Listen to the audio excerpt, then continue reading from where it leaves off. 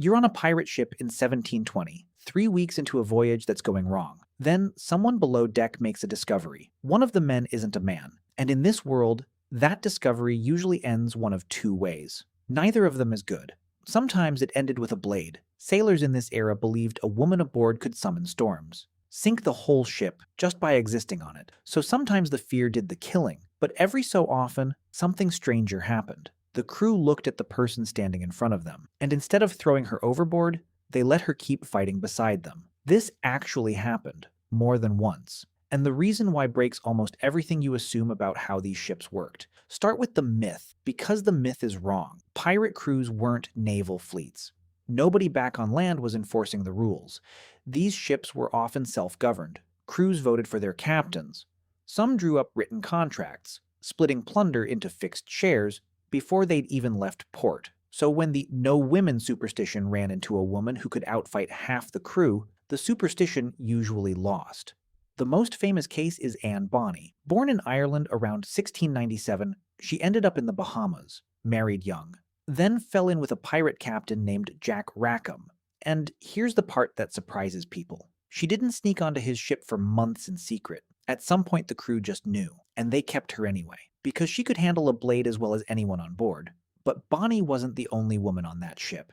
And this is where the story gets stranger. According to some accounts, Bonny figured out the second secret before anyone else did. Not through some grand reveal, just proximity, just noticing something the rest of the crew hadn't, and instead of exposing it, she kept it. Two women hiding the same thing on the same ship without a single man aboard catching either of them. There was a second sailor, someone who'd been living as a man for years, going by the name Mark Red, fought in European wars, served on merchant vessels, ended up on a pirate ship without a single person catching on. The name underneath that disguise was Mary Read. And this is where it gets interesting. Because according to trial records, Read wasn't exposed through some dramatic unmasking.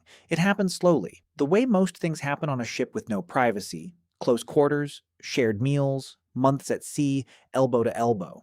Eventually enough people knew. And it just stopped being a secret. So how do you hide this for years? On a wooden ship, packed with dozens of men. Part of it is clothing. Sailors already wore loose, heavy layers built for weather and labor, not for showing a shape. A baggy coat did most of the work. Part of it is behavior. Reed reportedly drank like the men, swore like the men, fought like the men. Nobody looks for something unusual when there's nothing unusual to see. But the real answer is simpler. Nobody was checking. Privacy on a ship wasn't rooms with doors. It was exhaustion. It was everyone too busy staying alive to study each other closely. You don't notice a voice or a build when you're hauling rigging together in a storm at 3 a.m. So the disguise wasn't really theatrical. It was just not standing out. And on a pirate ship, standing out was far more dangerous than being a woman. Think about the actual conditions for a second.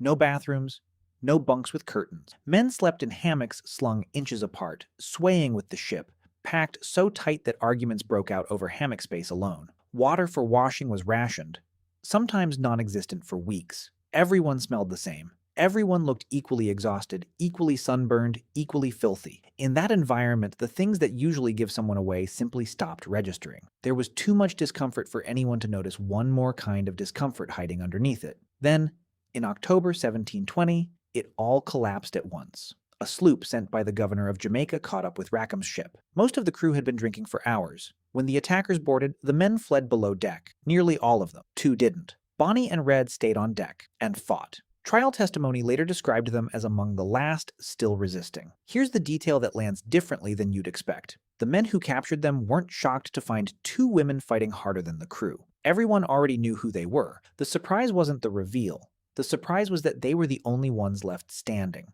Both were captured, tried, sentenced to death, same as the rest of the crew. And then the story turns. Both women told the court the same thing. They were pregnant. Under the law, that delayed execution. Red died in prison months later. Likely fever, still waiting. Bonny's fate is murkier. The records just stop mentioning her. No execution, no release. She disappears from history entirely, which has fueled 2 centuries of speculation that her wealthy father quietly bought her freedom. But Bonny and Reed weren't an isolated case. Roughly 80 years later, a woman named Ching Shih commanded a pirate confederation in the South China Sea. It dwarfed most national navies of the time. She started out working in a floating brothel in Canton, married a pirate commander named Ching Shih. When he died in 1807, everyone expected his fleet to fall apart. Instead, she took direct command of it. Estimates put her fleet between 400 and 1,800 ships, tens of thousands of pirates under her, all operating under a strict written code.